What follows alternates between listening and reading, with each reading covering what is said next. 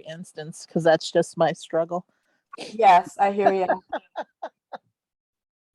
Well, I checked here a couple days ago and there was only 5 people registered.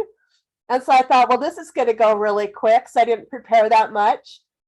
And then tonight I went to send out the reminder and there was 16 people registered. So I thought, oh, maybe I should have prepared a longer presentation. But basically, this is not for contests because that is an entirely different animal.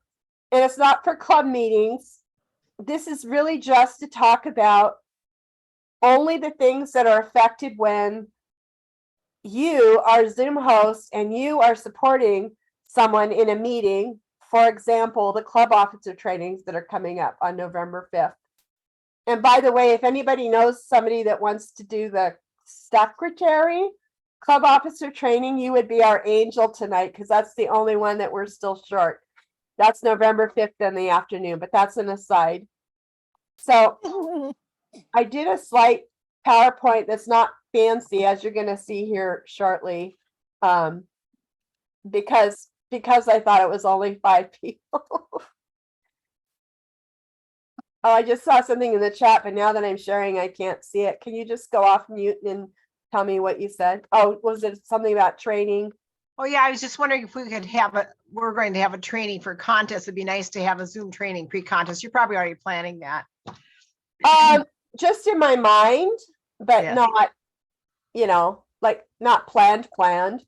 But yeah, Tom and I were just talking about that. So this Okay. is just Zoom host training for club officer training. Thank you. This picture means nothing, but I just love saying there's a setting for that. It's one of my favorite things to say. So I'm not going to talk about all this stuff, but I just wanted to touch on it. Someone that couldn't be here tonight specifically had a question that they wanted me to cover. So one thing I wanted to say was, first of all, the reason I'm not covering this extensively is because of the scenario that if you're Zoom hosting for a meeting, you're not the owner necessarily of the Zoom. Like if you're doing this on one of the district Zoom accounts, like what Tom does frequently for us as the logistics manager, he doesn't have the password. So first of all, I want to say that Zoom has software. There's a software client that you download on your computer. And also there is web access. So there's 2 ways to get into Zoom and 2 ways to use Zoom. So that's important to keep in mind. And these settings that I'm talking about are accessible to the owner of the Zoom account. And you use your password to log in to get to the settings. And I'm not going to cover all the settings, but I just want to say that there are some surprises. So when you don't have access to the account, the most important thing that you can do is, if the meeting is very important, is for you to go in sometime prior to the meeting and ask for permission to go in prior to the meeting and just make sure that the settings are what you expect. Because did you know that this is a setting? Surprise, surprise. This is a setting that is accessible from the owner of the account. When they go in on the website using their password, they can go in before the meeting starts and say, allow the host to make a co-host. It's turned on, but I've gone into meetings before and they weren't able to make a co-host because nobody had gone in and changed the setting. So surprise. Can you create a poll? Maybe you don't even care, but whether or not you can create a poll or a quiz is a setting. And there's a lot of other things like that that might come as a big surprise to people. So the thing again is just check it out. Just try it out before the meeting because you don't know what somebody has set up. I was at a club meeting the other day and they got a brand new Zoom account and nobody had set anything up. And so they couldn't even chat. That is a setting. Who would have thought it? Who can chat with who is a setting. So in this account that I was using, everybody can chat with everybody directly and everyone can save the chat, which sometimes I've been in meetings where the save chat is not available. So just to clue you in, to look at the account before you go in there instead of just assuming, why can't I do this or why can't I do that? And this was something that somebody asked me to cover is recordings. See all these recordings that were made of that meeting? Here's the shared screen with the speaker view. Now the speaker view is the big screen of just the one speaker. There's the shared screen with the gallery, which is the Brady Bunch squares and the shared screen. Here's the speaker view, forgetting that there even was a shared screen. If somebody wanted to look at the recording of just the speaker only, they could do that. Here's gallery without the shared screen. Here's the shared screen with nobody. Here's just the audio, nothing but audio. Here's just the chat file, which comes across as a text file. And here's the closed captioning. So these are all settings. They, again, are set up by the owner of the account before the meeting starts. They are not in control of what our scenario is for tonight, where you're just borrowing an account and you're the Zoom host and you don't have access to these. But if somebody wants one of these things, like somebody asked me for a gallery view, when generally I don't turn that on, I only turn on speaker view because I don't necessarily have all of your permission to put you all on YouTube. So I usually just get speaker view with shared view, with shared screen, because the speaker gave me permission to put them on YouTube. But these are all settings. And then this is where you can share the recording later. And this came up the other day. We're in a meeting that's commonly recorded. And someone says, I want to record my 5 minutes because I'm going to have somebody evaluate me. They said, can you make me co-host? So we made them co-hosts. And then the screen was already being recorded. And there's two ways to record. You can record to the cloud, which goes to the account of the Zoom owner. And only the account of the Zoom owner is the only person that can retrieve the recording. Or you can record it local. Local means on your own computer. So he wanted to record on his own computer. That's great. But unfortunately, the recording was already started and had already been going for 35 minutes. And then he hit the record button and said, yes, record to my local computer. And that turned off the cloud recording. So I have nothing for his speech. Maybe he got it on his computer. But here's the trick. First of all, if you're in a meeting like this one and it's already being recorded anyway, and someone just wants their part of it, just say, great, I will share it with you later. But you're the Zoom host, so of course you're going to have to convince the Zoom account owner that has the password to share it, but no problem, right? Just do that. Do not give co-host and have somebody else control the recording, because now there is a way to do that, but had everybody known in advance, like going back in time, the proper way to do it would have been to say to the speaker, okay, but you're going to have to record the whole meeting, all of it. Like you can't turn the recording on or off at your level. So before I hit the record to cloud, you go ahead and hit record local. You can have as many people as you want to record local. That's fine. And in a minute, remind me, and I'll show you how to allow someone to record locally, because I'm not on that screen right now. But if he recorded local first and then got established, and then the Zoom host turned on the cloud recording, then that wouldn't have turned off the cloud recording because it's an on-off button. So then everything would have been fine because the cloud recording doesn't turn off the local recording. So anyway, I was there and I didn't really realize, and I didn't step in, and it's my fault for not stepping in and saying, hey, that's not going to work. But so everybody knows now, and this is recorded and you can look at that. So let's go down. Okay, so primarily what I wanted to talk about was two things, and one is breakout rooms. That is the number one thing that you're going to be giving your expertise to for people that are doing club officer trainings. The breakout rooms are very handy because if I have an hour to give a presentation, it's so handy to be able to send people off in their breakout room and I can catch my breath, figure out where I'm at, take a drink of water. And then it gives me, when they come back, then they can report out, right? So then that takes, the talking heads thing away, where it's just me talk, right? Then they can come back, then I can have some interaction, which everybody wants interaction. And we're Toastmasters, so we really want interaction. So breakout rooms are great.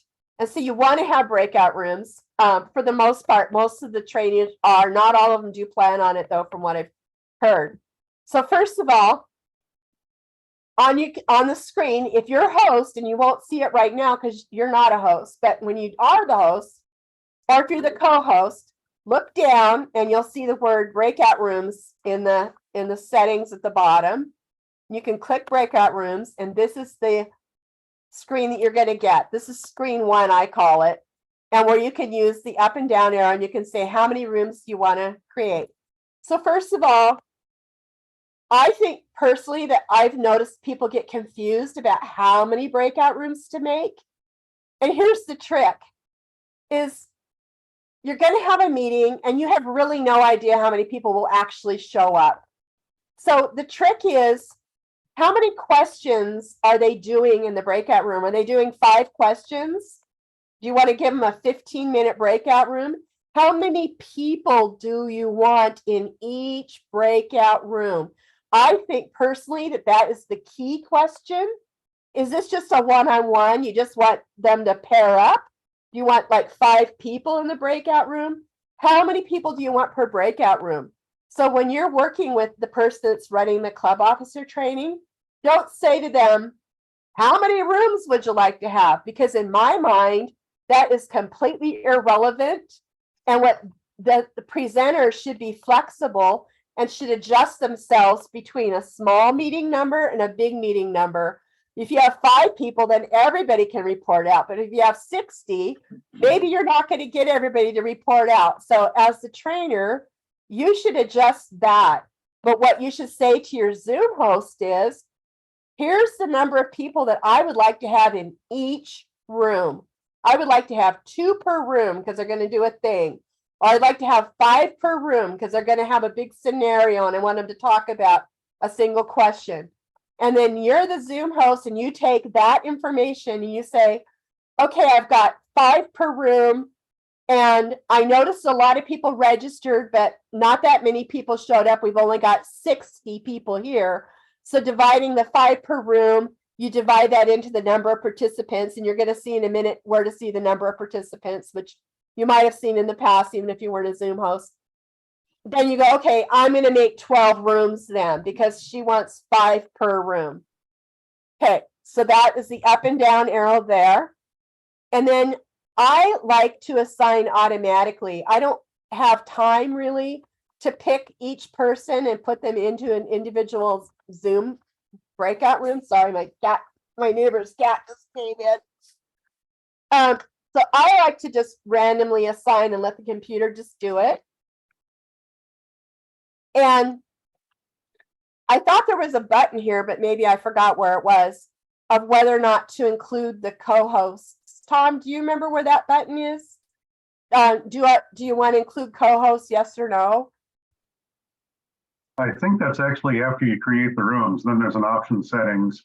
Oh, But you're right, maybe I think it was supposed to be on this initial screen, but yeah, it's just missing and it's just occurred to me in the fly, so sorry. But sometimes you will get an option of whether or not to include the co-hosts. And then you can, if you want to take the time, you could take each person and one by one assign them to a room. Or in some cases, like say you're having game night and you want to say, hey, do you want to play a game A or game B or game C?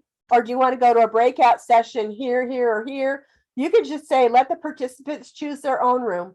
But that's not really going to come into play for what we're doing. But those are the options. And because when I created this, I only had 2 people logged in, it was telling me that it's going to put 2 people per room is what it's going to do. Sorry. It's a big cat. It likes to sit on my lap when I've got the computer. So then you're going to hit the create button. So let's see what I have on my next. I gotta move stuff around. Your beautiful faces are in my way. Okay, so this is where you'll come to the next screen after you've created the breakout rooms. There's a little, and I thought I had a screenshot of it. I guess I don't. Never mind. Down here where you can't see underneath here, it says the word options. So I already clicked the word options, and that's when I get this little screen here. And you don't really notice it a lot, the options screen, so it's easy to overlook it, but it's a really important screen to open this up. I think I did see the options on a previous slide. If you go back 1 or 2 slides. Did you? Oh, there it is. Bingo. Sorry. Okay, yeah. Thanks, Tom. So when you get to this screen here, that's where you click on options to get that screen that I'm showing you now. Allow participants to choose room. It's giving you the choice again. And I already explained that one. Allow participants to return to the main session at any time. You always want to have that on. You never want to lock people into the breakout rooms. That is very bad form, locking them in. I've done it. I've made all the mistakes. Don't do that one. Automatically move all assigned participants into the breakout rooms. Personally, I love this because my experience has been when I don't automatically transport people into the breakout rooms, then they kind of just sit there and look like, I don't know, what am I supposed to do? And you're trying to talk to them like, do you need help? Like you're supposed to press a button and you should have gotten a notification and all that. But to me, if you just do it automatically, then it saves a lot of confusion. So that's my opinion on that.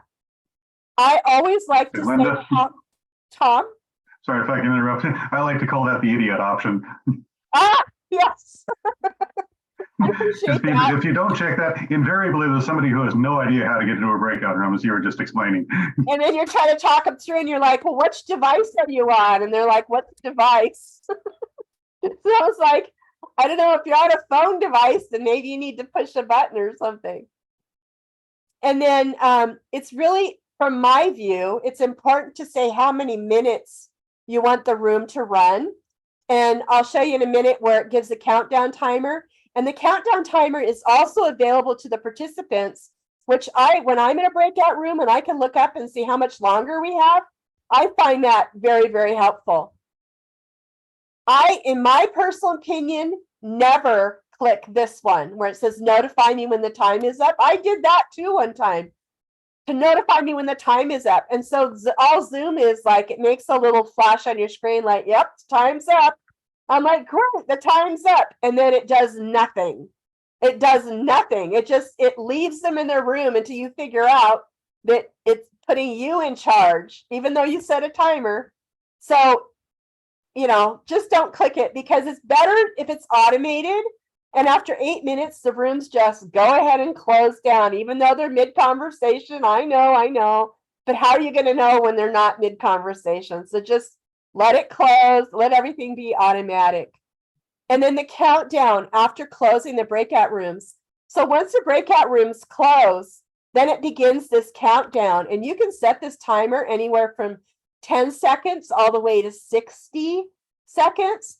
But my personal view is that if you set it for 10 seconds, then everything is smooth. Because when you set it for 60 seconds, and you're sitting in the main room with the presenter, then the presenter starts getting confused, like, is everybody back yet? Like, and it's taking 60 seconds, right? Because people are finishing up conversations and they're not, but some people are just pressing the leave button even before the 60 seconds counts down. So people are coming back at random rates and it's awkward because you're like, you want to welcome them, but you don't want the people that were coming back to the main room to feel like they missed out on something. They're coming back mid-sentence to the presenter. So for me, 10 seconds just keeps everybody as a lump, like, let's all go to the room automatically. Let's all come back automatically. We're all coming in one big en masse. And then this is what you're going to see with the breakout rooms. You're going to see how many rooms that you've set up and how many participants are there. So like I said, I only had like me, my one computer, and my phone. So I had very limited for my screenshots. So in room one, there would be a list here of people, like a lot longer list, 3, 4, 5 people in that one room. And each room would have lists. And how I got 4 rooms was I later added 2 rooms. So when you get the rooms, you can add rooms and you can delete rooms after you've already done it, once you already have them established. So this is the join button, which will only work for the host or the co-host. If you want to join room 1 and have a chit chat with them, you can hit join. And also the participants have a help button, and the help will only call the host.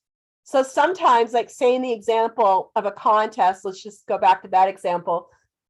Room 1 asks for help, but the Zoom host doesn't have to go themselves. They can say, hey, contest chair, room 1's asking for help. Can you go see what they need? So you don't necessarily need to leave the main room yourself. But that's when they ask for help, it only goes to the one person. And then the host or co-host can hit the join button, and then they will be inside that room. And any room that you've joined in the past, you can join again in the future. Is great normally, but when you come, and I know I keep talking about contests and I wasn't going to, but when you come to a contest and say somebody already was in a room earlier, but maybe now they don't have permission to be in that room any longer because now we're into the contest and now they're over there counting ballots and it's a secret room. So in that case, you should close all the rooms off and restart the rooms, recreate the whole rooms from scratch. But just keep in mind that anybody that's been in a room can rejoin that same room. And anytime that you reopen the rooms, they will automatically be sent to the last room that they were in. You can send a broadcast text message that will flash at the top of the screen for all of the rooms. And you just hit broadcast and it opens up a text box and you just type in your message like, hey, it's time to switch, your partner switch time is coming, or hey, you've only got 3 minutes left. And then the Zoom host and the co-hosts can all close the rooms. I did have a time when someone was co-host for no real reason, and she just was curious to see how the rooms were going because we're just in the main room, just chit-chatting, doing nothing because they're having their meetings over in the breakouts. And she was looking at the screen, and instead of just using the X to close the screen off because she was done viewing it, she just hit close all rooms and they all came rushing back when they weren't expected to come rushing back at all. So that is one of the many reasons that I like to limit how many people get co-host, even though I will always say it's great to have one co-host in case the host computer, like I'm on a laptop, sometimes my power will just die unexpectedly. So you want the meeting to go on even though you don't have a host, but don't use the close the rooms button unless that's what you're really trying to do, is actually literally close the rooms. She was so embarrassed. Then she did it again later in the meeting. She's like, oh my gosh, now I knew I was doing it. I just did it by mistake.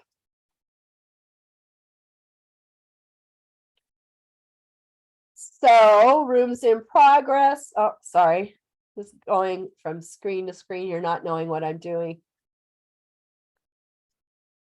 Here is when you set that timer for 7 minutes, it counts down. I think I said on a different screen that it was counting down. And then you can move people around. Like sometimes people will come and go during a meeting, and even before you've opened the room sometimes, say you wanted to have 3 per room, and now you've only got one person alone in a room, and you've got, 4 people in another room. You can move people around. Just put your cursor over their name, and this will highlight here, and you can say move to, and then you can click on which room you want to move them to. That might be my last slide. Yes, good. Tom, is there anything, Tom or Tommy, either one of you, is there anything? Yes, you can. I see the chat. Yes, you can send a voice message to rooms as well. Is there anything you would add about breakouts? Or does anybody have questions about breakouts before we talk about other items? I guess I could add one thing that what I found as a Zoom host, it's, I guess, a pro tip that if you can, it is really helpful to have a second monitor. Because then you can, the participants window and the chat window and things, you can actually pop those out and you can move those to a second screen. And even the breakout window, you can move that to a second screen, get it off to the side, so you can still see the Brady Bunch view, the Zoom view, but then you've got the other stuff off to the side. That's also helpful for screen sharing. Let's say you can put your PowerPoint slide on screen too. And then when you want to share screen the slideshow, you can simply just share screen too, and that can display the slides. But having a second monitor and being able to move extra stuff to that second monitor is really, really helpful. It's not necessary, but it's very handy. For those of us that are cool that have 2 monitors or 3 monitors. That's a cool option. And Tommy, feel free to jump in anytime. Nadine has a question in the chat that it might help some of. Is there a new mix of participants for each breakout room? That is when you have a second and third. And generally you only have a new mix if you totally close and totally reset up the rooms. So Okay, if thank you. you're doing it like in our TLI or COT trainings, once we assign a mix and we send them to the breakout rooms, they come back to report, they all go back to the same breakout room. That will only change if we totally close and totally rebuild the breakout room. Yeah, I was going to add to that. I think it also depends on the trainer. That some people, like most of the decans, that they like the same groups to go back. And if there are 2 or more breakout sessions, they like the same group to go back in the room. But occasionally there's a trainer who says, let's have a new mix and have a new team meet a whole bunch of new people in the second breakout room. Then it's most advantageous then to close the breakout rooms and then recreate them, because that'll then repopulate randomly with a new group of people. So I think it largely depends on the trainer. Yeah, and the purpose of why they're meeting. One of the reasons why we keep breakout rooms just with the same group is then they don't have to reintroduce themselves every time, because that takes time. And sometimes the meeting times are very short. So you could either close all the rooms and just start over from scratch, or could use this recreate button here. Recreate basically just stops everything and recreates from scratch anyway. So 2 ways of getting at that. And then Randy asked, where does the cloud recording go?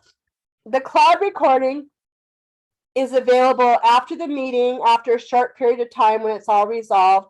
And it's available to the owner of the Zoom account that has the password, that if you're just a Zoom host helper, you're not necessarily going to have the owner's password to the account.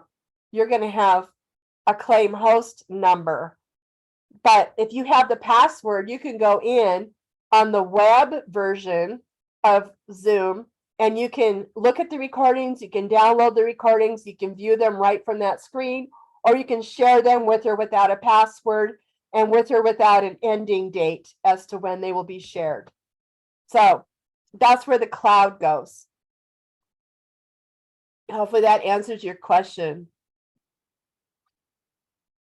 So yes, you can send a voicemail to rooms. It's kind of odd, I think, sending a voicemail because they're already talking and then you're just talking over them. And so it's kind of like, and they're like, the voice of God's just coming in like, so I haven't personally used that, but it is a brand new feature, which is nice. I think we've got all that. Okay, so I didn't take screenshots of the participants because you can all open the participants window right now. You don't have to be a host to do that.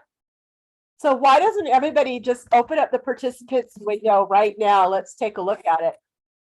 As a Zoom host, I highly recommend that you always have the participants window open, because to me, it's the heart of the meeting and everything is happening over there, all the controls that I need. So for me, I see my name is at the top and I say I'm the host, and then Tom Hager is co-host, so he's second. That's a preferred, that's what's always going to happen, is the host name is always going to be at the top. And then all the co-hosts, even if there's 4 or 5, they'll all be listed at the top. And right at this very moment, Randy Wynn is unmuted. So he is next. That is very, very helpful, because if you're in a meeting that's being recorded, and I saw this at a meeting I was at last night when they had a high-level Toastmaster speaking, and it really wasn't meant to be that terribly interactive. So everybody really honestly should have been muted at that time, but they weren't. And there's a lot of people that were unmuted. And so I was watching a speaker view because I didn't really need to see the rest of the crowd because I didn't know anybody anyway. And so I was just looking at the speaker, but every once in a while somebody would cough or, just like tap their computer or whatever. And I get somebody else just showing up in there, or somebody else in the room would talk to them. And it's distracting to say the least. But from the Zoom host viewpoint, it's cool that they go right to the top like that. And you'll notice, if you see in there, you'll see all the little microphones, and they all have a little red X through them, except for me because I'm talking, or because I'm unmuted. But anybody that's unmuted won't have the red X, obviously, through the microphone. Oh, Lori, I see, is unmuted. See, so she went right to the top underneath the co-host. Did you have a question, Lori? Are you just experimenting? Okay. So we got to see that you went right to the top, which I was going to say is very handy when you have like 60, 70 people and you're trying to keep track of everybody. Having the unmuted ones at the top is very helpful. And then the other icon is you can see who has their video on or off. Be careful if you turn someone's video off. Like normally we only do that during a contest. I mean, I've never personally seen anything offensive where I've turned off someone's video, but if you turn it off, sometimes they will not be able to turn it back on by themselves, and they'll have to ask you for permission. So let's pick on, let's see. I'm gonna turn off Lori and see. Lori, are you able to return on your video without asking me to turn it on? No, I get a pop-up that says you cannot start your video because the host has stopped it. Okay, so now I'm going over Lori's name, and a whole list of things that I can do for her are popping up, and I'm going to say ask to start video. And I can do that. And I get a pop-up that says the host has asked you to start your video. I can click start my video or later. And you'll get a lot of laters. People are like, I'm not going to start my video. Why are you asking? But you can do that to anybody that has their video off. And I will sometimes do that when it's just about their time to speak. And I'm getting ready to spotlight them, but I can't spotlight them with their video off. And so I need them to turn on their video. And so I'll chat with them. I'll say, hey, you're up in 3 minutes. Could you please turn your video on? And then sometimes I'll hit the could you please start your video? But I'm doing that and I could probably make you all co-hosts. I should have thought to do that earlier. So you could all see what we're doing. Try not to play around too much, but so that you can follow along more. So you can ask people to turn their videos on. I think as time has gone by, less and less people really actually care. Like we used to just really want everybody to have their video on every moment of every day. But I think, oh, what did I just do? Sorry about that. I think we're getting a lot more tolerant of people just leaving their videos off. That's just my personal opinion. I should have thought to do this earlier. I'm sorry. I'm giving you all co-hosts so you can see what I see.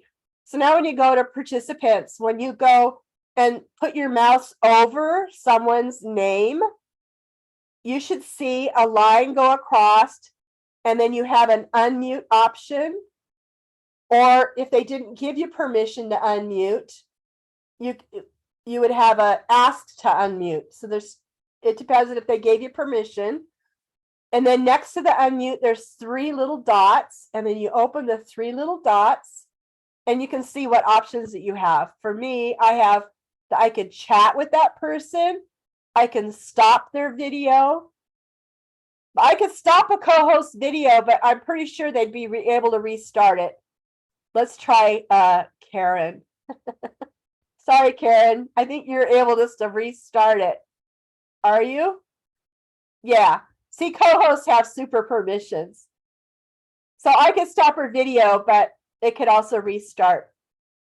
And then I can pin somebody, but pin is only for the computer I'm running. It's not going to affect anything for all of you. Or I could spotlight, but that's only because I'm a host or a co-host. And that's going to spotlight for everybody. That's going to make them be the speaker view for everybody, make the screen be just one person. I can make them a host or a co-host. I don't think that because you're a co-host, you won't be able to make a host unless I made you host. I could take away your co-host permissions. I can rename you. That's really common. When you're in a meeting, if you're having interactivity, and if somebody just comes in under their phone number or a half of a name or something where you can't really refer to them, sometimes we'll ask people to rename themselves, but sometimes they don't know how, and you can rename them. And there's also other ways you could do it besides just what's in the participants. And you can report somebody that just reports them to Zoom and gets them in trouble. So unless they deserve it, I wouldn't use that. So you should all have the security button down at the bottom of your where it says mute, stop video, security. You should all have a security button. And I want to show you something really cool. When you've got Mr. Zoom Bomber come in, just simply, I'm going to warn you before I do this, just simply hit the bottom one where it says suspend participant activities. Now, when I hit this, you're all going to go blank. There will be no faces here. And it would, I believe, and I've only had to do this once. So I think it would mute everybody if people weren't muted. But here's the thing. If you have superpower co-host permission, then you're going to be able to just start right back on up. But the people that don't will not be able to start right back up. So if there's a Zoom bomber, they probably don't have co-hosts. So I'm going to hit the button, but be warned, please plan to go back in and restart your video after I do this. But I want you to see the effect of having it. Oh, and also what came up when I did this, it's a little report to Zoom button came up. I am not going to report this to Zoom because I'm just playing.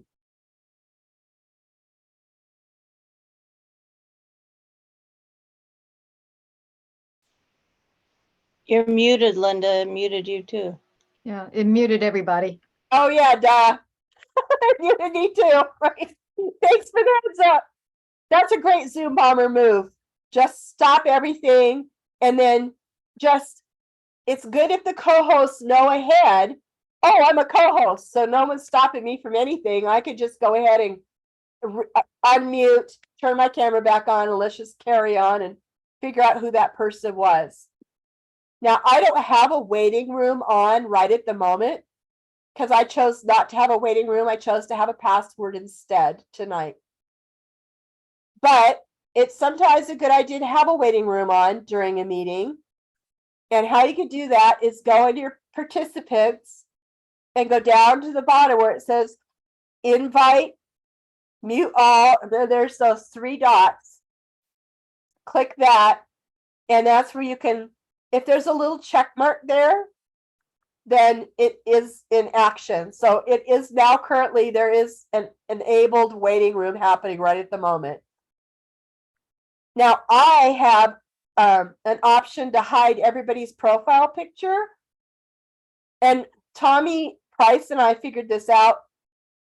If you come into a meeting and you're given the Zoom host, if you weren't the original Zoom host, but somebody just handed you Zoom host, then you don't have this button, but it says hide profile pictures.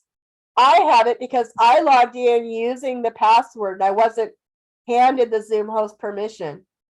So people that are there, that if it's a district account, and if one of Tommy or I are there on our district account, Zoom account, then we might also have that is only the person that used their password to log in, or a district person could hide profile pictures, which we did use one time on a contest. The meeting has a checkbox right now. Somebody hit it to lock the meeting. I'm going to unlock it in case someone wants to show up late. But if you lock the meeting, they can't even get to the waiting room, so you don't even know they're trying to get in. Then they have to either call or text you and go, hey, I'm locked out. Hide profile pictures, enable waiting room. You could play a sound. It's just a little ding when someone either joins the meeting or leaves the meeting. It's a difference of opinion. I personally love the sound, but some presenters, it distracts them. It makes them crazy. So it's a conversation you should have. But I'll tell you the reason I love it is because people often, you'd be surprised really how often people come late to meetings or they leave right before they find out there's a breakout room. Sometimes people will exit stage left. And if you had a certain number of people per room and your breakout rooms were perfectly balanced with equal numbers of people and you're all happy with it and everything, and then somebody leaves, then sometimes it, leaves somebody without a partner or, something like that. So I like to hear the little ding that there's somebody either coming or going. And if somebody comes late to the meeting and I already started the breakout rooms, then I have to manually assign them to a breakout room, which I could do like what I showed earlier, where you add to, I guess I should just show the slide because I'm trying to describe something that's, let's see. That little ding is personal choice because Linda and I have this ongoing debate. She loves it. It drives me crazy. Yes. So it just depends on you and how you like to set up Zoom. If you don't mind the bell, then you're cool. Me, it drives me crazy. So I always turn it off. So it's just personal choice. Yep. And again, it is a setting, but the way I have any Zoom account I interface with, I have it set up where only the host and the co-host can hear the bell. But there's another setting where the whole room can hear the bell. And I don't know why they would all want to hear the bell. I can't think of a reason why they would. But Tommy is absolutely right. Because I have to ask people, like, do you mind if I have the bell so that I know if somebody comes or leaves, so I could rearrange the breakout rooms? And how I would add somebody new is I would click on the one here, and then their name would pop up and I would add them to that room. You can't really do everything on a slide. Oh, I'm not sharing. How slick.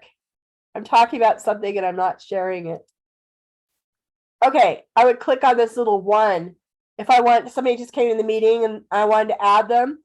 And these would have all different numbers. Like say there's 3 people in this room and there's 4 people in this room. That's what that number is. That's how many people are in that room. So I'd say, well, there's only 3 in here and there's 4 in there. So I'm going to make them even. So I'm going to click on this one and it will pop up and then I can add them to the room. Tommy, I missed people bubbling to the top when they unmuted, but I can experiment with that later. Randy missed it when when Lori came on and unmuted and went to the top. So we might want to do that again for somebody who's not a host or co-host. Yeah, but now that you're all co-hosts, it's not going to do that because the co-hosts are always going to show at the top. And then just take my word for it that underneath co-hosts, the next person down will be an unmuted person. So, and if you want them unmuted, that's great. But if you don't, then click on the microphone button. As a matter of fact, I mean, if you wanted to, you could, with a limited amount of playing right now, you could mute or unmute people right now if you just want to click it on and off. And I will tell you, when you click somebody on or off mute, there is about a 2 to 3 second delay when you do that. And the reason that's important to know is if you're in a contest, one contest, we had it where only the Zoom, like people were not allowed to unmute themselves, period. Only the Zoom host or the co-host could unmute them. And my co-host was assigned to do that. And I said, okay, go ahead and unmute the next person. Like, you know your job, go ahead and unmute them. And she'd click it. And I think, gosh, is she going to click that button or not? Like, they're about to talk, like, click it already. And so then I'd click it, thinking that they were asleep on the job, right? And then that person's microphone would go on off because she had clicked it, but the 2 to 3 second delay, and then I clicked it. So be aware that there is a delay. Okay, so as far as other things, you can all see the 3 dots down at the bottom of participants. You could ask everybody to unmute. You could do all these things that are listed there. So I was going to show you at the bottom of the screen, back to where it says mute, stop video, security. Hit the security. Now, some people think that to allow everybody here to share the screen, that they have to give them a co-host permission, and it's just not true. You can use the security and go to where it says allow participants, not co-hosts, allow participants to share screen. So I just clicked it, and now there will be a check mark next to share screen, so it's on. So everybody here tonight, because we have an unusual number of co-hosts, you could all share screen anytime you wanted. But in a case where there's really no reason for them to be a co-host other than to share their screen, just go here and just allow everybody to share their screen. And this is a judgment call because it depends on how widely that Zoom meeting was promoted. Like if it was promoted on Facebook, I probably would never use this because there's a stronger chance of getting Zoom bombers in there, and they could share their screen and it might be bad. So use your judgment in how the meeting was developed. Like, who knows about the meeting? How many people are there? How many people are expected? How wide of a meeting is it? And I can allow participants to chat. I can unallow chat. Like sometimes during a contest, we're like, stop chatting. It's distracting everybody. So we can turn that off. You can allow them to rename themselves. I don't know why that's unchecked. Should be. Normally I allow people to rename themselves, unmute themselves, start their video, share whiteboards. We're not going to really go into whiteboards too much tonight, but I did show you that that is a setting that don't just, if you're wanting to do a poll or you're wanting to do a whiteboard, don't just assume that the account has that permission turned on. Go and check it out first. Remove participant is when they're being bad, when they're a Zoom bomber. So, and then there's also a setting for once you do remove somebody, can they be rejoining the meeting or not rejoining the meeting? I had a situation where I'm a professional Zoom host and I was hosting the first time for a lady and I hadn't used her account at all. And I didn't look at any of the settings first at all. And for some reason, I don't know why, I was just going over a few things and she just accidentally, before the meeting started, she accidentally removed me and I'm her Zoom host. And so that was like, wow. And I couldn't rejoin, but so I'll tell you how I found out, that is that you only remove that one person's device. Like she removed that computer. That didn't remove my whole Zoom account. Like I could still use my same login name and password, but I had to use a different computer to log in. And I don't know if there's a timing. I've never explored this, but from another incident when a friend called me in a panic because they were playing around. They were testing all the buttons the night before, and she removed her the other person she was playing around with, and she goes, I just removed them. And I said, are we going to be okay for tomorrow? And I said, I have no idea, but it worked out that the other person was able to come back within the next 24 hours. So I personally don't know if it was because the session ended and restarted, or if because a certain number of hours went by, but hopefully no one's going to just remove somebody by accident, but it does happen. What kind of questions do you guys have? Would you allow me to turn my camera on? Of course. I'm so sorry. Request. I'm looking. Can somebody please allow Mary Morrison to turn her camera on? Oh, somebody named themselves Zoom Bomber. Isn't that special?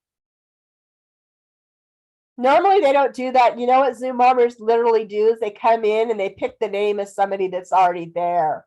Probably somebody that you know and love. And they're Zoom bombing, but they're under another person's name. So they're pretty crafty. Who could turn on Mary Morrison's camera? Just go to participants and go over the camera with your cursor and click the 3 dots and say, request to turn on camera. It's not there. Yeah, unfortunately, I don't see it either. Oh, ask to start video. I was I using got the wrong it. terminology. Thank you. Someone did it. Thank you. I'm really not a Zoom bomber. I'm just a latecomer. I found under I found under security start video, allow participants to start video. I clicked that, but I don't know if that did it or not. Yeah, if Mary had her own camera, like I explained earlier, if she personally was turned off, Yes. a host or a co-host must ask her to restart, or Yeah. she will not have permission to do so. Right.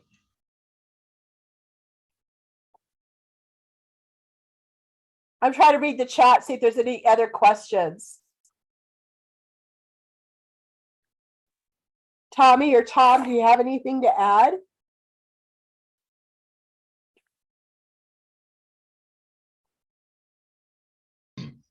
I was just going to say that turning off the chat can come in handy at any special meetings you're having, where you want people to focus on the speaker or what's going on or something. I know this isn't contest training, but that is the major feature of contest. Because when you're in the room in an in-person contest, there's no talking. Well, guess what? That chat during a contest can disturb the speaker. So during contest, we turn off the chat while the actual contest is happening. So it's a very handy feature, and it can be handled very quickly, just depending on the meeting and what's going on.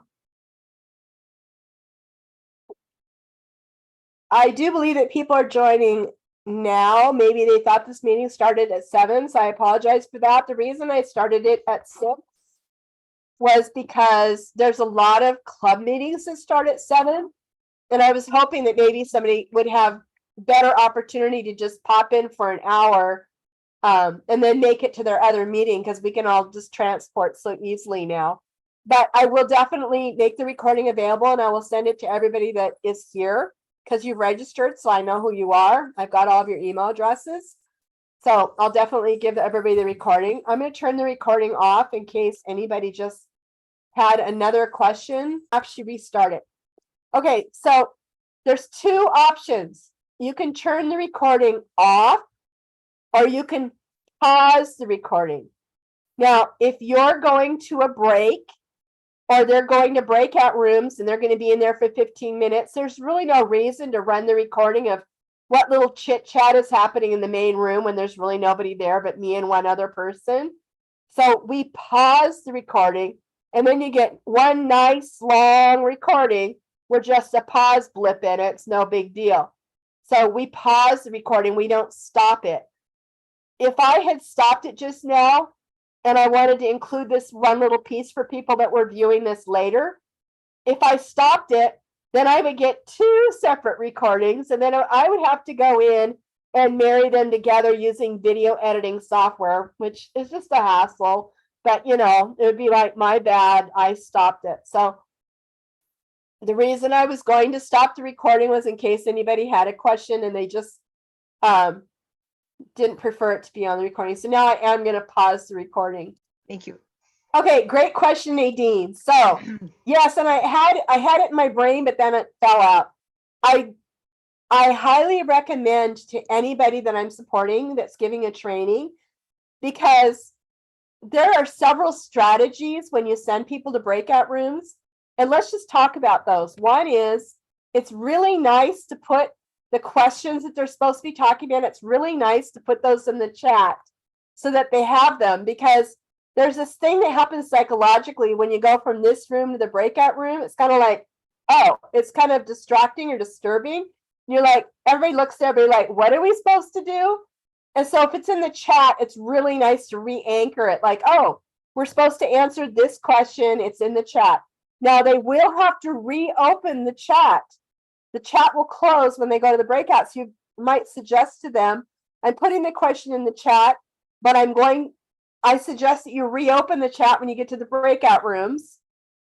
Because every time you go from a room to a room, any setting that is happening in that room, like for example, when you come from the breakout rooms to the main room, and if I have mute everybody on entry, which I do highly recommend to always have that on, mute people upon entry, because I can't tell you how many times someone shows up 5 minutes late and then they're talking to their roommate, you know, like, oh yeah, I'll eat dinner later on.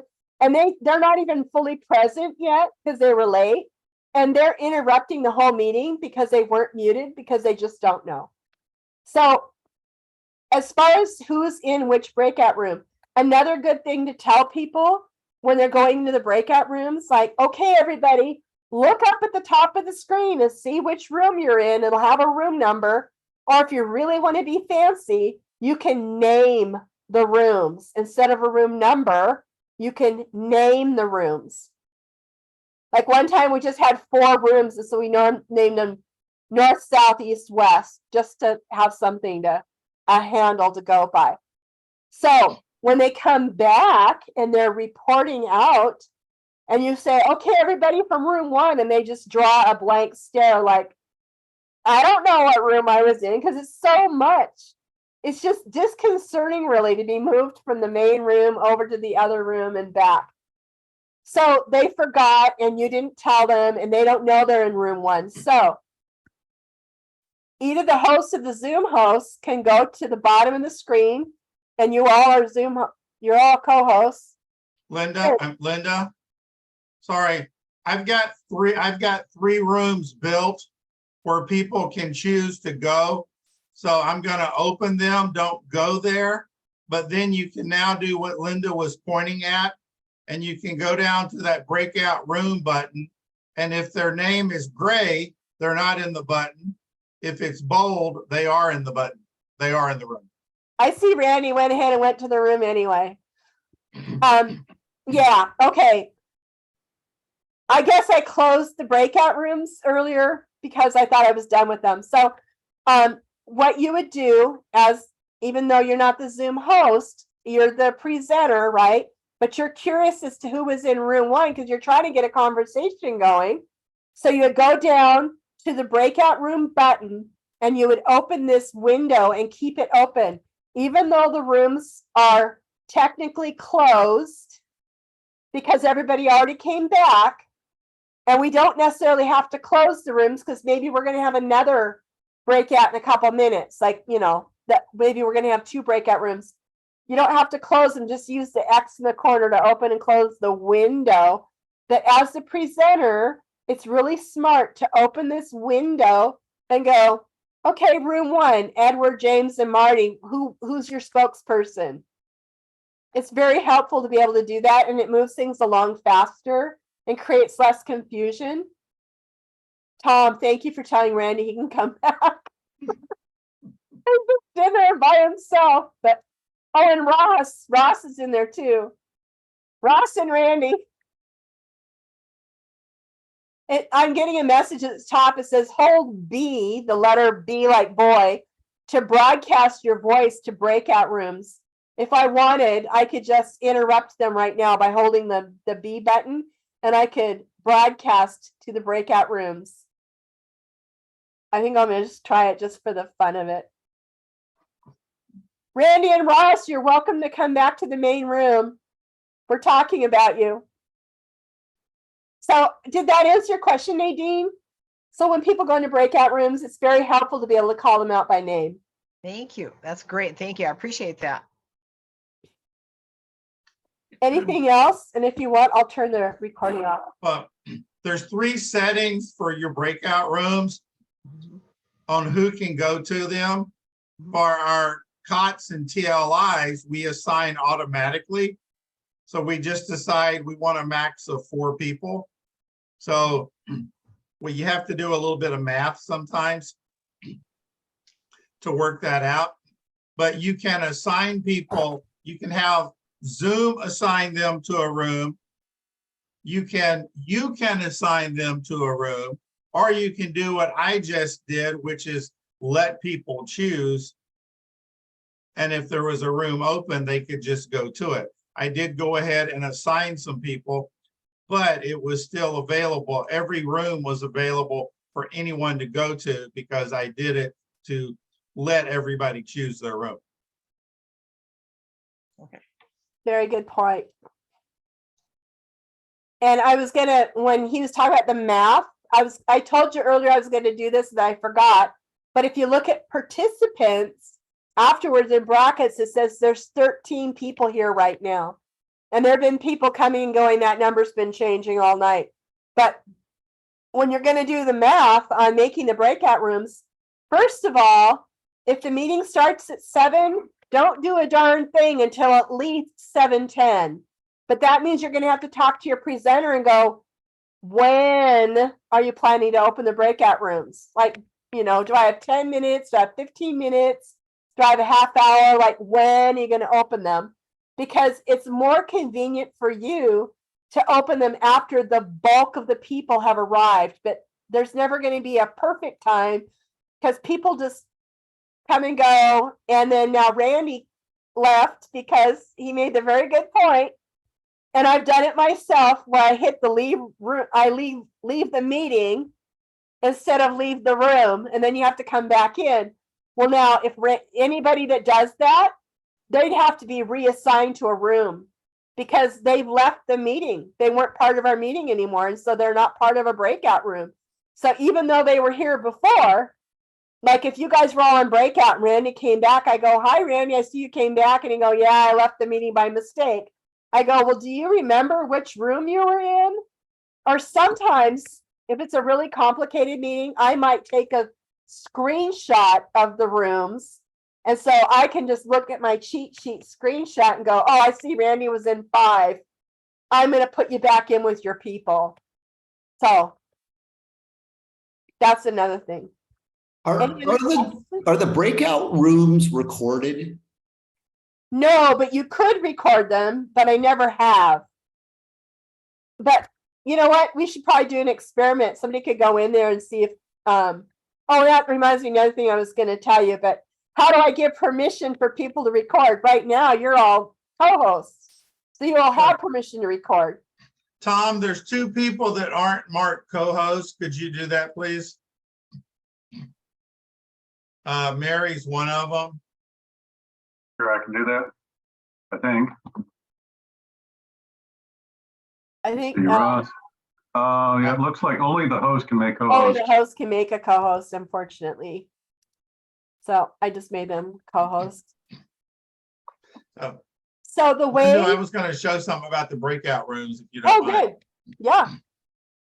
So everybody's a co-host. You can click on the breakout room button and you'll get the menu for who's in what room.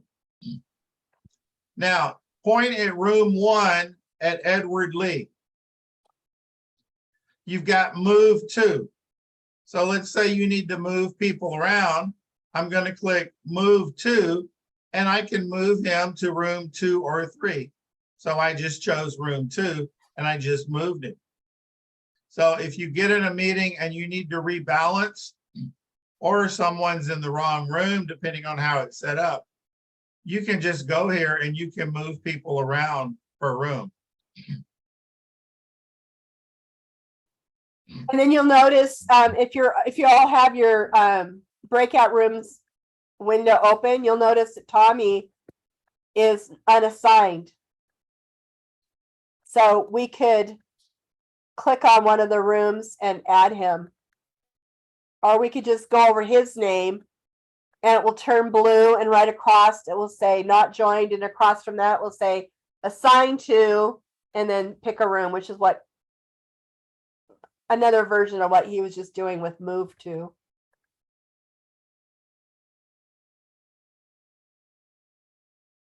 And then across from the word unassigned, it has the number 1 that's in red, like, hey, you've got somebody unassigned. But you know, if you're supporting a trainer, they might not want to go to the room.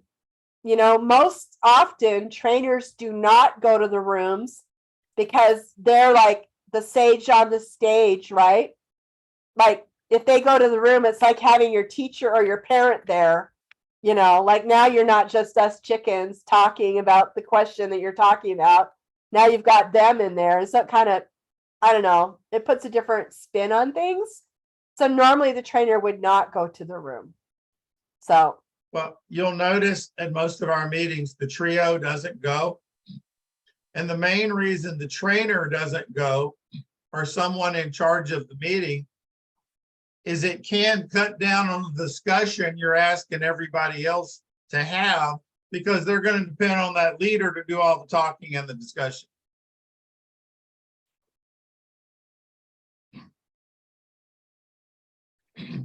Yep. Anything else? I don't think I keep saying I'm going to, but I don't think I ever did say how to allow someone to record the meeting. So what you would do is you go to participants, and I don't have anybody right now that's not a co-host. So it's not going to show me, but you would go over their name. You just put your cursor right over their name and go over to the 3 dots, and it will say something like allow to record. And then that just gives them permission to record the meeting. But don't forget what I said earlier. Like I've already got the cloud recording going, and I don't want anybody else to record after I've already started my cloud recording for the whole meeting. So remember, I'm only giving them permission. I think actually I would give them permission to record to the cloud. I guess I should try it with somebody. How about Ross? I'm going to take away your co-host. And okay, so I just wanted to read off what it says.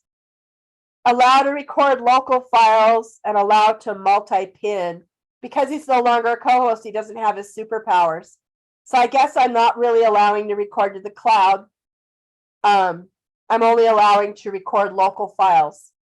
But remember, if they're going to record a local file, they have to do it before the cloud starts, because anytime somebody hits the record button, they're going to stop the cloud recording. Nobody's going to be happy about that. Does anybody else have a question? Are we done?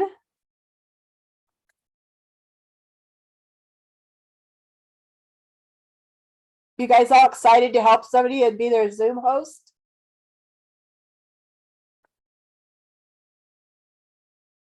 Ross is pumped.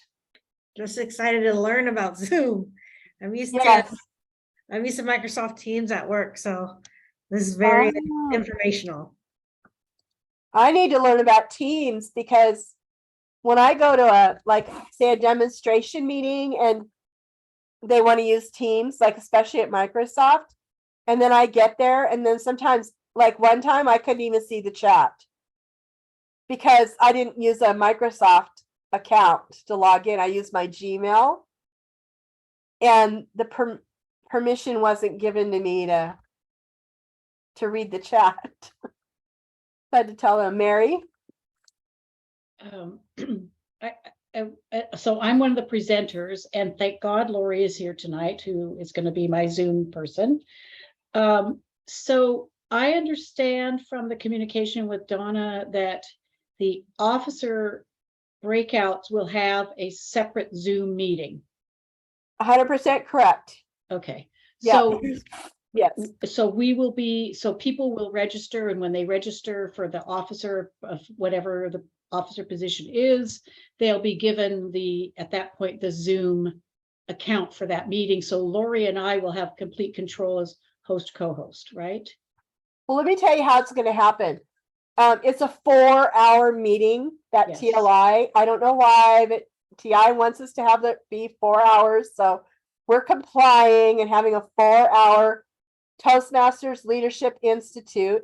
Right. And so the first 3 hours will be plenary. Like you Right. told me that word the other night. That means the whole group is hearing all the same thing. Together. And then in hour 3, which will be at 3 o'clock, then we're just going to tell everybody, hey, now we're going to have 7 separate meetings, but none of them will be on the Zoom that you're in right now that you registered for.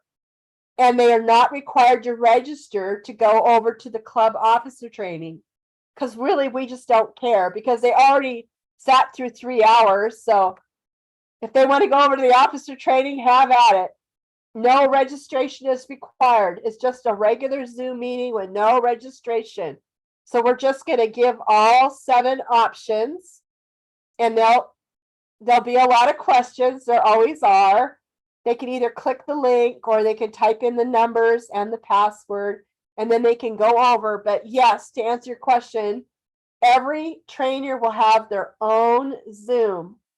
And the reason for that is because it's very common for people to want to do the breakouts.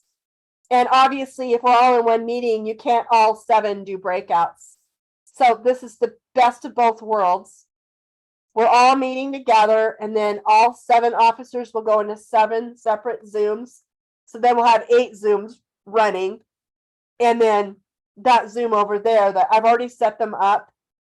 And I've set them up. The rooms will be available at 2:30, and I said that 15 minutes before the start time that people can go into the room, and there's no waiting room. Because if I put on a waiting room, then even the person that's going to go there to be the host wouldn't be able to get in because there'd be a waiting room. So I made them no waiting rooms. You can go in as early as 2:15, even though the plenary will still be happening. And then at 3, everybody will be invited to head over there. And so you won't really know how many people are going to show up in your room because nobody's registering. So it's just wherever people want to go, they can go. So we will, so the district has 7 different Zoom accounts you'll be using. Correct. So I know, Lori, I was planning on doing some polls, and it would be very handy to be able to get to that Zoom ID to set those polls up early. So the earliest we can get in there is at 2:15 Pacific time. So Lori's Eastern time. Okay. And I wish, so when people are registering, are they registering with an office? Not even that. Nope. They're not registering with an office. Okay. No. I wonder if Donna have the Zoom account listings by, we're having a dry run, I think on November 1st or 2nd. She'll have them. Yes. Mary, that you might want to ask Donna. Do you have Toastmaster Donna's email? Mary Morris, that might be something. Ask her what, Nadine? The Zoom link. Maybe that's not what you're asking, but In advance. So I would like to know I would like to be able to access the Zoom meeting that I'm going to be facilitating in enough time that I could create the polls, so we could Oh, launch okay. them. I don't, if I have the polls written up, which I will, I'll have it as Zoom, part of my Zoom design. account, you mean? Yeah. Mhm. The Zoom, Yeah, link or whatever. Yeah. the meeting ID, right? ID. Okay. Yeah, I'm sure that can be arranged, no problem. Mhm. We I just bet Donna could help you It- with that. As long as Mhm. I have the password to the officer Zoom account, I would need to have, so. So Lori, the reason she's here is because she knows a lot more about Zoom than I do. So, but this might be helpful for all of you, depending on who the person is you're supporting, what they're looking for. So what, I guess what the question is, what do I need to have access to in order to do a poll? I believe that you don't need the password. I believe all you need is host control. And Craig, you're a co-host right now. Can you not just set up a poll right this very minute? No, this is Lori. The polls are set up on the actual Zoom account when you use polls in Zoom. So whoever has access to the account. So if we're not being given passwords to the account, then whoever has that would need to set up the polls for us if we're going to use them in Zoom. Can you not click poll right this minute? No. You can click it, but if you go to add a poll, it takes you to the Zoom account and you have to be able to log into that Zoom account. Oh, It's I set get up on you. the actual website, on the account. Oh, I get you. Okay, because I just opened it up and it says the word create and I didn't go beyond that. Yeah. I don't Okay, so even then see that the takes you poll. to the Zoom account. Oh, I don't Well, then even it see sounds a like all the poll stuff you were option. talking about at the beginning of the meeting, that all the settings in the Zoom account before you start the meeting. So it looks like the Yes. poll has to be either enabled or set up before you start the meeting. So that's what Mary's asking about. Is Right. That's how I've always done it. Yes. Okay, great point. All right, so actually Donna doesn't have the passwords I do. So I would have to meet you in there. Or no, actually, once the meeting is started, it's too late, is what we just, yeah, you're right, Lori. I always set them up ahead of time, the polls. But I thought I had set up a poll. No, you can set up a poll during a meeting. I've seen people do it. Yeah. Yeah, I you don't- can, but again, it's on there. But as long as, Mary, if you figure out what polls you want and send them to Linda, then she can I put can them just up. set 'em up. And then if we Oh. choose not to use them, that's We could fine. choose not to use them. Okay, thank Yeah, you. yeah. All right. I will do that. Or one poll can have multiple questions. I will tell you a tip about poll that won't be self-evident is when you get into a meeting and you open the poll and you start the poll, then when you close it, you can't restart that poll.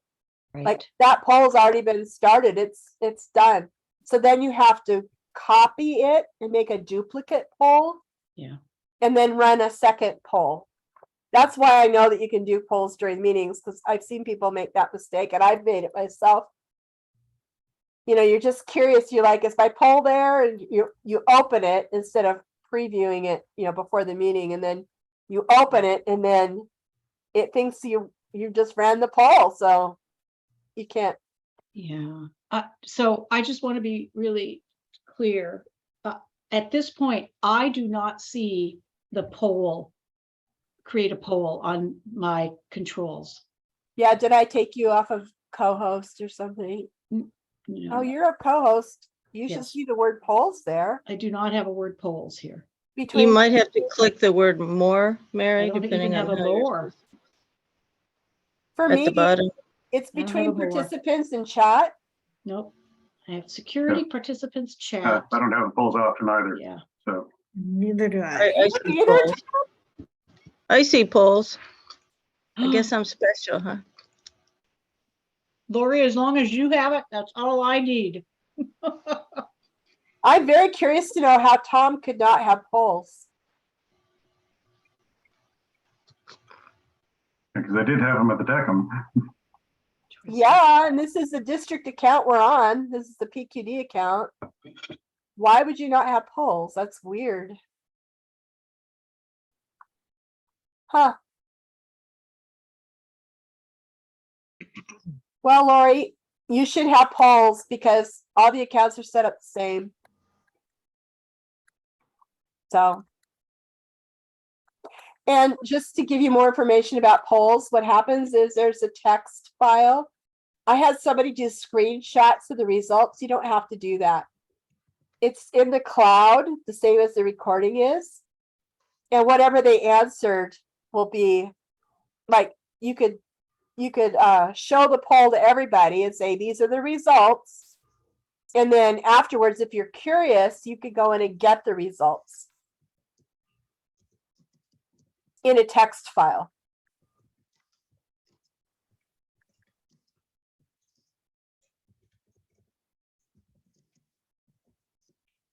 Does anybody else have any questions? Just, this is not related to the Zoom stuff, so I get what you guys, if you want to not, I'll wait and ask Linda. I mean,